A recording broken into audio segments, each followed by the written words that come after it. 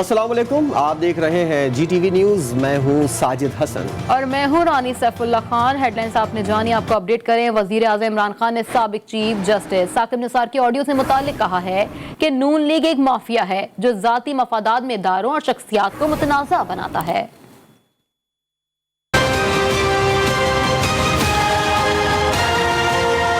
वजीर आजम ने नून लीग को ब्लैकमेलर माफिया करार दे दिया। वजीर आजम का पार्टी रहनुमाओं और तर्जुमानों के इजलास में तबादला ख्याल करते हुए कहना था कि आप सिर्फ नून लीग की तारीख को याद रखें। नून लीगी माफिया इदारों और शख्सियात को मुतनाज़ा बनाता है। ये वही लोग हैं जिन्होंने जस्टिस कय्यूम से अपनी मर्जी के फैसले करवाए। साबिक चीफ जस्टिस साकिब निसार की मीडिया में गर्दिश करती ऑडियो टेप पर रद्दमल देते हुए वजीर आजम का कहना था कि एक माफिया जाती मफादात में इदारों और शख्सियात को मुतनाज़ा बनाता है। मरियम नवाज 16 मरतबा अदालत से इल्तवा ले चुकी हैं। वजीर आज़म इमरान खान की ज़ेर सदारत होने वाले PTI तर्जुमानों के इजलास में मुल्क की सियासी और माशी सूरत हाल का जायजा लिया गया। मुल्क में महंगाई की रोकथाम के इक़दामात पर ब्रीफिंग भी दी गई। वजीर आज़म इमरान खान ने वज़रा और रहनुमाओं को अवामी राब्तों को तेज करने की हिदायत की। जैसे ही नवाज शरीफ या मरियम नवाज के मुकदमात अदालत में चलना शुरू होते हैं तो कोई ना कोई लीक आ जाती है। इस्लामाबाद में मीडिया से गुफ्तगू करते हुए फवाद चौधरी ने कहा कि कभी कोई वीडियो आ जाती है और कभी कुछ आ जाता है। नहीं आती तो वो रसीदें नहीं आती जिसका पूरी कौम को इंतजार है।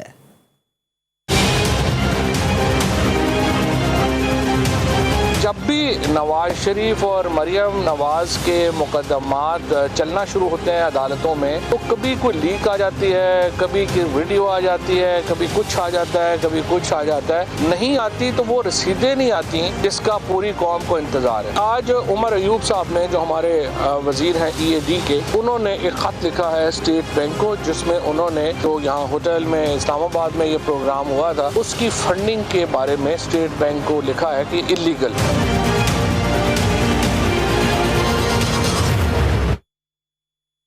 ऑडियो लीक्स के मामले पर लीगी सदर शहबाज शरीफ ने ट्विटर का महाज संभाल लिया। कहा, साबिक चीफ जज राना शमीम की नई ऑडियो टेप मंजर आम पर आ चुकी है। नवाज शरीफ और मरियम नवाज को सियासी इंतकाम का निशाना बनाने की बड़ी स्कीम बेनकाब हुई। वक्त आ चुका है कि अपनी गलतियां दुरुस्त करें। इंसाफ की तलबगार कौम अपोजिशन की जानिब देख रही है। PDM ने एक बार फिर मार्च में मार्च की तैयारी करने की ठान ली। PDM इजलास के बाद मीडिया से गुफ्तगू करते हुए हाफिज हमदुल्ला ने कहा कि PDM में शामिल तमाम जमातों ने अपनी अपनी तजावीज़ दी। लाहौर का जलसा, लॉन्ग मार्च, शटर डाउन और जलसे तजावीज़ में शामिल हैं। हतमी फैसले करके सरबराही इजलास में होंगे। मार्च का तजवीज़ भी है, लाहौर का जलसे की तजवीज़ भी है, ग्वादर में जलसे की तजवीज़ भी है और शटर डाउन पैजाम हड़ताल की तजवीज़ भी है। और मैं आपको ये भी कहूँ कि इस्तीफ़ों की तजवीज़ भी है। तो इस सिलसिले में लेकिन फ़ाइनल फैसला क्या होगा, फ़ाइनल डिसीजंस क्या होंगे, ये कल सरबराही इजलास में फैसले होंगे, फिर आपके सामने आएंगे। वफाकी वज़ीर इत्तलात फवाद चौधरी ने एक बार फिर अपोजिशन को मुज़ाकरात की पेशकश कर दी। जी न्यूज़ के प्रोग्राम में मेज़बान अनीका निसार से गुफ्तगू करते हुए कहा कि अपोजिशन के साथ बैठने के लिए तैयार हैं। हुकूमत के दरवाजे अपोजिशन के लिए खुले हैं। अपोजिशन को जॉइंट सेशन के बाद तसल्ली हो जानी चाहिए थी। ये वो तो ऐसे ही है ना, खसियानी बिल्ली खंबा नोचे। लेकिन अपोजिशन के साथ जहाँ तक बैठने का ताल्लुक है, बड़ी रिफॉर्म्स का ताल्लुक है, उसके लिए हम 100% तैयार हैं। हम पहले भी तैयार थे, हम अब भी तैयार हैं। और मैं ये समझता हूँ कि अपोजिशन को इस मसले को सीरियसली लेना चाहिए। 4 दिन पहले जो हमारा हुआ है जॉइंट सेशन, उसके नतीजे से काफ़ी तसल्ली जो है वो अपोजिशन को हो जानी चाहिए। पाकिस्तान और IMF के दरमियान मामला तय पा गए। मुशीर खजाना शौकत तरीन और वफाकी वजीर हम्माद अजहर ने प्रेस कॉन्फ्रेंस करते हुए बताया कि IMF पाकिस्तान को $1 अरब फराहम करेगा। उन्होंने कहा कि IMF की जानिब से टैक्स रिफॉर्म्स जारी रखने का कहा गया है। स्टाफ एग्रीमेंट जो है वो कामयाबी से इख्तिताम पजीर हुआ है। IMF पाकिस्तान को तकरीबन $1 बिलियन देगा। टैक्स रिफॉर्म्स जो हम कर रहे हैं उसके बारे में भी कहा है और उसको कहा है कि इस्लाहात को आप जारी रखें। पावर सेक्टर के बारे में भी उन्होंने कहा इसमें मजीद जो है वो बेहतरी की ज़रूरत है और अमल जारी रहना चाहिए। चंद माह के बाद एक शायद हमें टैरिफ राइज करना पड़े, लेकिन उसकी तादाद काफ़ी कम होएगी जो हालिया हमने पिछले माह किया है। इसके अलावा जो हमारा विंटर का सीजनल एनर्जी पैकेज है जिसमें हम जो इजाफी बिजली इस्तेमाल होएगी घरों में पिछले साल की बनिस्बत वो 12 रुपए 96 पैसे की होगी, उस पर कोई असर नहीं पड़ेगा इस एग्रीमेंट का, IMF का, वो एज इट इज रहेगा। महंगाई के बोझ तले दबे आवाम को बिजली का एक और झटका देने की तैयारियां। बिजली की तकसीमकार कंपनियों ने फ्यूल एडजस्टमेंट के नाम पर फिर आवाम को लूटने की ठान ली। CPPA ने नेपरा को अक्टूबर की फ्यूल प्राइस एडजस्टमेंट की मद में ₹5.25 फी यूनिट बिजली महंगी करने की दरखास्त कर दी। के इलेक्ट्रिक ने भी कराची के शहरियों से करोड़ों रुपए बटोरने की तैयारियां कर ली।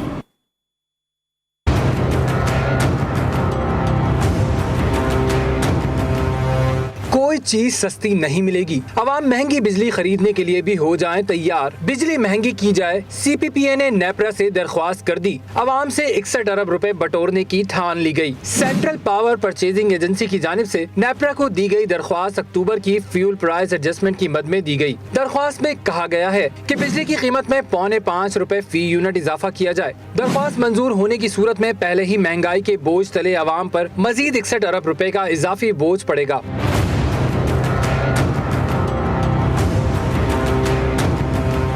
दरख्वास्त में बिजली की कीमत बढ़ाने की वजह ये बताई गई है कि अक्टूबर में डीजल से 25 रुपए 22 पैसे और फर्नेस ऑयल से 22 रुपए 21 पैसे फी यूनिट महंगी बिजली पैदा की गई। इजाफे की दरख्वास्त के इलेक्ट्रिक के सिवा तमाम बिजली तकसीम कार कंपनियों के लिए की गई। नेपरा में दरख्वास्त की समाअत 30 नवंबर को होगी। दूसरी जानिब के इलेक्ट्रिक भी कराची वालों से करोड़ों रुपए बटोरने के लिए मैदान में आ गई। के इलेक्ट्रिक ने भी नेपरा को बिजली फी यूनिट 29 पैसे महंगी करने की दरख्वास्त की है, जिसकी समाअत 2 दिसंबर को होगी। बिजली के अलावा मुल्क भर में गैस का बहरान शिद्दत इख्तियार कर गया। कराची के कई इलाकों में गुज़िश्ता रोज से गैस की फराहमी मुअत्तल है। इस्लामाबाद और क्वेटा के शहरी लकड़ियां जलाकर खाना बनाने पर मजबूर हो गए। पेशावर के अवाम भी सरकार से नाराज दिखाई दिए। तफसीलात जानिए इस रिपोर्ट में।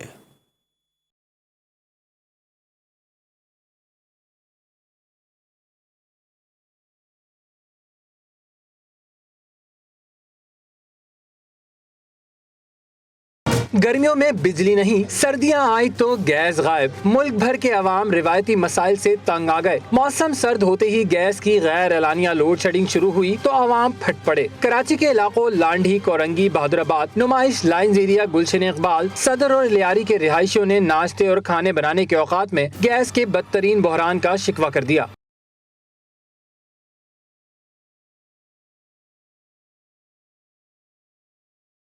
कोयटा में गैस नायाब हुई तो शहरी खाना बनाने के लिए लकड़ियां और कोयला महंगे दामों खरीदने पर मजबूर हो गए। कोयटे में गैस बिल्कुल है नहीं, हम लोग लकड़ी लेने के लिए यहाँ टाल पे आए।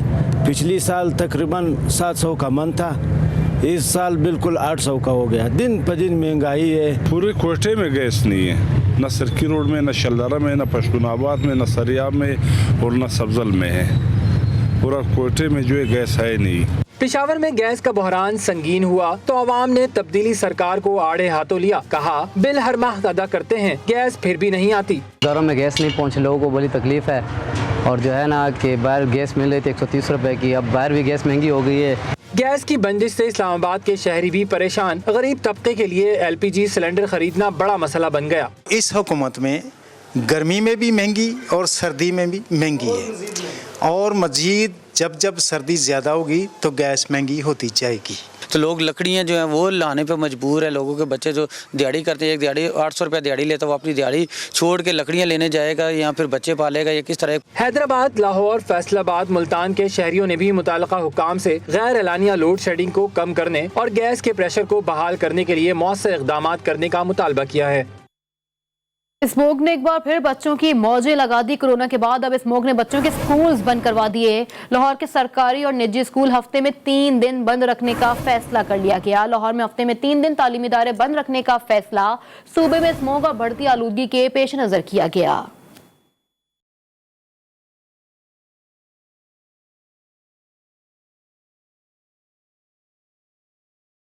लाहौर में स्मोक के बायस निजी और सरकारी स्कूल्स बंद करने का फैसला। रिलीफ कमिश्नर पंजाब बाबर हयात तारड़ ने इस हवाले से नोटिफिकेशन भी जारी कर दिया है, जिसके मुताबिक लाहौर में हफ्ता, इतवार और पीर को स्कूल और निजी दफातर बंद रहेंगे। इस दौरानिये में फैसले पर अमल दरामद जारी रहेगा। शहरियों का कहना है कि बाइक चलाते हुए स्मोक आंखों में जाती है। बच्चों के स्कूल भी इसीलिए बंद किए गए ताकि स्मोक से बचा जाए और मास्क पहनकर जिम्मेदार शहरी होने का सबूत देना चाहिए। गला ख़राब हो रहा है, उसके साथ गले के में दर्द होनी शुरू हो जाती है, नाक बंद हो जाते हैं, बच्चों को सुबह आने में बड़ी दुश्वारी होती है और बड़े परेशान होते हैं, ये आंखों में पानी वगैरह निकलना शुरू हो जाता है। स्मोक तो दिन ब दिन कम नहीं हो सकती, उससे बेहतर है कि हम खुद इकदाम करें इसके लिए कि मास्क पहने और एहतियात करें।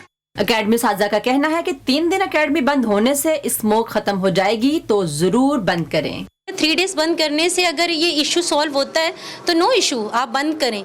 लाहौर में आज भी फिजाई आलूदगी की खराब सूरत हाल रही। दुनिया भर में आज भी फिजाई आलूदगी में लाहौर पहले नंबर पर रहा। शहरियों ने स्मोक और बढ़ती आलूदगी के मामले पर इंतजामिया और महकमा माहौलियात से नोटिस लेने का मुतालबा किया है। कैमरामैन अवैस राजपूत के साथ सबा पाशा, GTV न्यूज, लाहौर।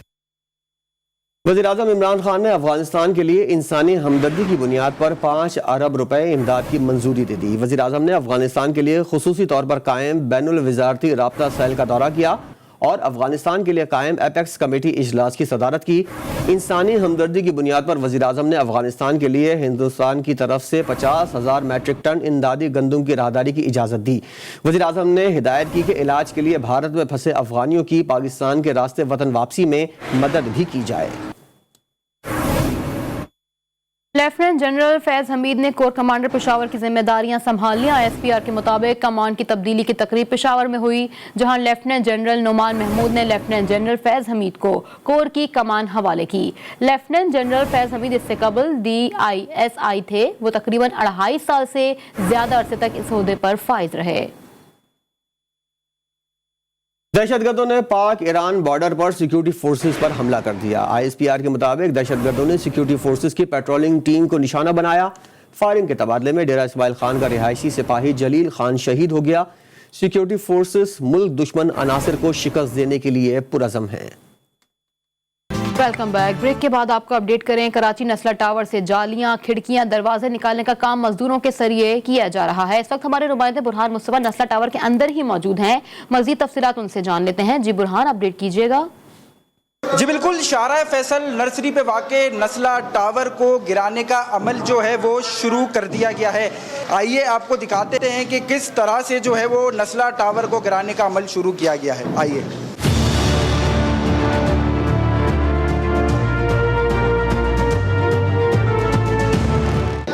इस वक्त हम 11वीं मंजिल पर एक घर के अंदर मौजूद है, जहां पे प्राइवेट लेबर के जरिए डेमोलिशन का काम शुरू किया गया है। इस वक्त प्राइवेट लेबर जो की बड़ी तादाद यहां पर मौजूद है। पहले मरहले में बताया जा रहा है कि यहां पर मौजूद दरवाजे और ग्रिल और दीगर जो किचन की कैबिनेट्स होते हैं उनको गिराया जाएगा।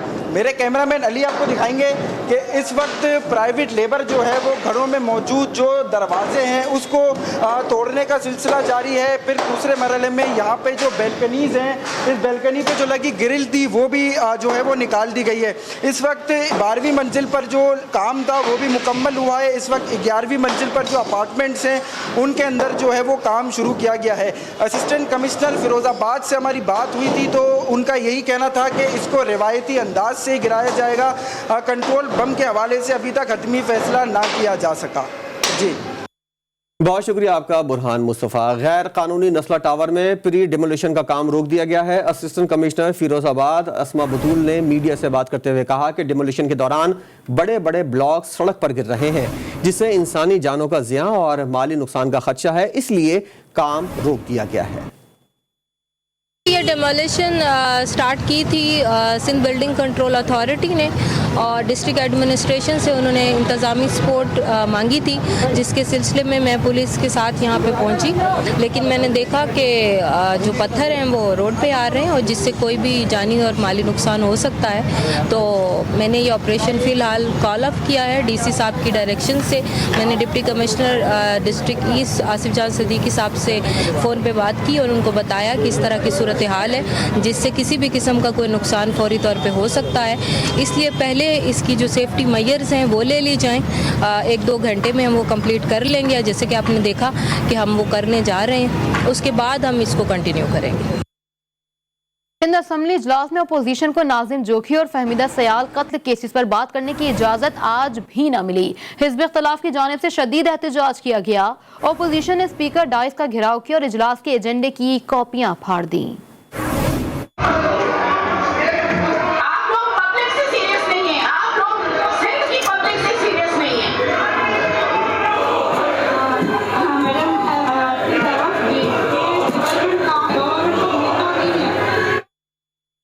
खबर आपको दें, बल्दियाती इंतखाबात का तमाम काम 30 नवंबर तक मुकम्मल किया जाए। इलेक्शन कमीशन ने हुकूमत सिंध को आखिरी मोहलत दे दी।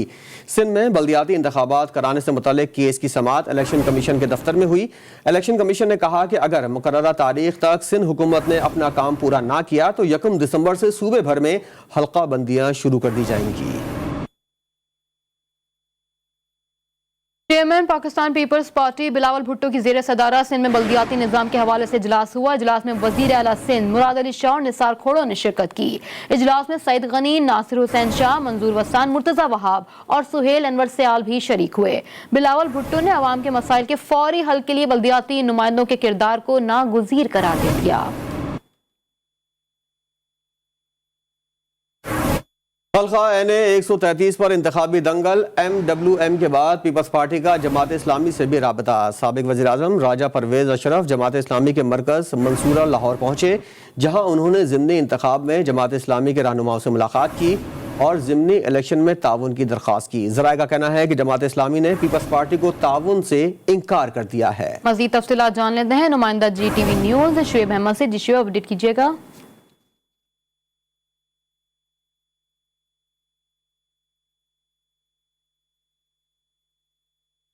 बावरपुर उच्च शरीफ मोटरवे M5 पर कार का टायर फटने से कार खंबे से जा टकराई।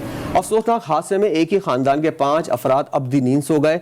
बदकिस्मत खानदान के सरबराह मुबशिर जैदी फैमिली के हमला शादी में शिरकत के लिए जा रहे थे। जहां बाक अफराद में मियाँ बीवी, 2 बेटे और 1 बेटी शामिल हैं। लाशों को रूरल हेल्थ सेंटर उच्च शरीफ मुंतकिल कर दिया है। कराची चिड़ियाघर के जानवर आज भूखे सोएंगे। जानवरों को खुराक की फराहमी मुअत्तल कर दी गई। जानवरों को आज खुराक फराहम नहीं की जा सकी। कई माह से रकम की अदायगी ना होने के बायस कराची चिड़ियाघर में जानवरों की खुराक बंद कर दी गई। ठेकेदार ने नोटिस लगा दिया जिसमें उसका कहना है कि 22 नवंबर 2021 से कराची चिड़ियाघर में जानवरों की खुराक की फराहमी बल्दिया उज़्मा कराची के जिम्मे होगी। ठेकेदार ने चिड़ियाघर के डायरेक्टर को नोटिस में मुतवज्जा किया कि फरवरी 2021 से ही माली बहरान का शिकार है, जिसकी वजह से अब हमारे पास पैसे नहीं है कि हम इन बेज़बान जानवरों को खाना खिलाएं। कई मर्तबा आपको दरख्वास्त की और बात भी की, इस मसले का कुछ हल निकालें। आज मोदी सरकार ने साबित कर दिया है कि वो विष्णुगुप्त और चाणक्य कौटिल्य की प्रचारक है, जिसकी हिकमत अमली थी कि इस कदर झूठ बोलो कि सच लगने लगे। मोदी सरकार ने भी अपना तैयारा गंवाने के कैदी के तौर पर भारत के हवाले किए गए अभिनंदन ओतमान को दुनिया की आंखों में धूल झोंकते हुए पाकिस्तान का F-16 तैयारा मार गिराने के झूठ पर वीर चक्र देकर हीरो बना दिया।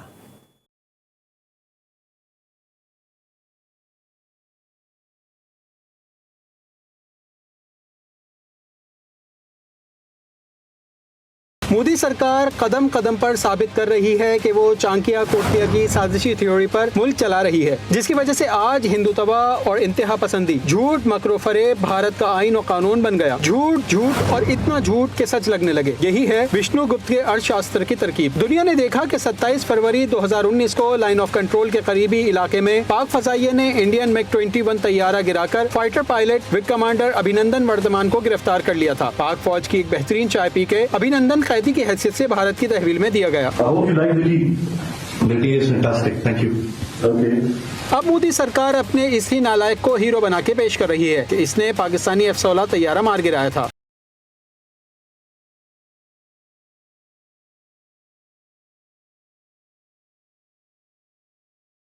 भारत ने उस वक्त भी दावा किया था कि अभिनंदन ने पाकिस्तानी F-16 तैयारा मार गिराया है, लेकिन अमेरिका ने तहकीक के बाद ऐलान कर दिया था कि पाकिस्तान का कोई भी F-16 तैयारा लापता नहीं है और तमाम तैयारे बहिफाजत सलामत हैं। अब यहाँ ये बात भी काबिल गौर है कि जीरो को हीरो बनाने के चक्कर में मोदी सरकार ने बहादुरी के भारत के तीसरे सबसे बड़े एजाज वीर चक्र को भी अपने झूठ के चक्कर में दाव पर लगा दिया। कुएं को दुनिया समझने वाले मोदी की इस हरकत पर दुनिया भी हैरान है। Welcome back. खेल के मैदान से खबर यह है कि पाकिस्तान ने सनसनीखेज मुकाबले के बाद बांग्लादेश को तीसरे और आखिरी T20 मैच में 5 विकेटों से शिकस्त देकर सीरीज क्लीन स्वीप कर दी। की ऊंची उड़ान का सिलसिला जारी। बांग्लादेश को लगातार 3 T20 मुकाबलों में बदतरीन शिकस्त का सामना करना पड़ गया।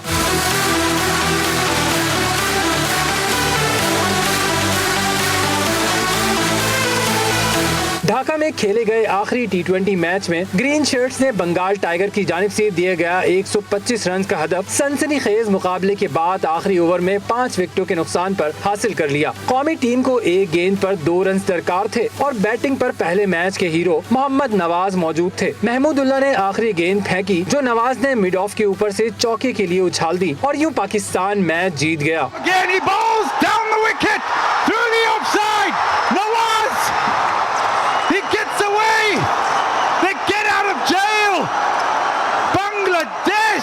शाहीनों की जानिब से 125 हदफ के ताक़ुब में ओपनर मोहम्मद रिजवान 40 और हैदर अली सबसे ज्यादा 45 रन बनाकर पवेलियन लौटे।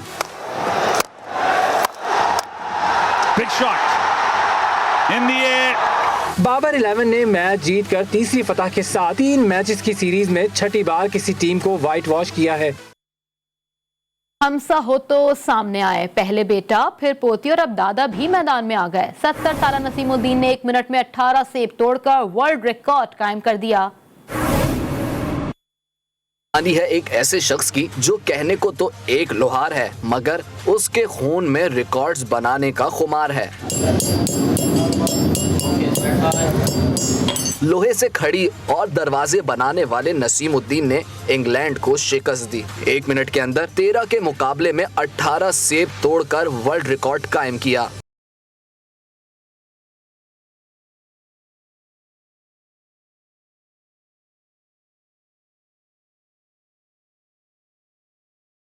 नसीमुद्दीन कहते हैं बेटे ने जोश दिलाया, हमने रिकॉर्ड बनाया। इन्होंने मुझे उसकी वीडियो दिखाई कि इस बंदे का रिकॉर्ड है 13 सेब को तोड़ने का, तो ये तोड़ना है। सिर्फ सेटिंग कराई इन्होंने कि इतने टाइम के अंदर इस तरीके से चल के ऐसे करना है और यहाँ हाथ नहीं लगना। उसके बावजूद भी मेरा हाथ लग गया था एक पे, तो वो कैंसिल हो गया था। नसीमुद्दीन की ख्वाहिश है कि भारत का कोई रिकॉर्ड तोड़कर पाकिस्तान के नाम किया जाए। मैं तो इसको बोला भाई अगर कोई इंडिया का कोई रिकॉर्ड हो तो वो निकाल, इंशाल्लाह ताला वो तोड़ेंगे। नसीमुद्दीन 45 साल के जायद अरसे से लोहार का काम कर रहे हैं। उनके बेटे राशिद नसीम मार्शल आर्ट्स में मुल्क के लिए 70 आलमी रिकॉर्ड मंजूर करा चुके हैं, जबकि पोती फातिमा ने भी 7 साल की उम्र में वर्ल्ड रिकॉर्ड बनाया है। एक ब्रेक के बाद हाजिर होंगे हेडलाइंस के साथ। देखते रहिए GTV न्यूज़।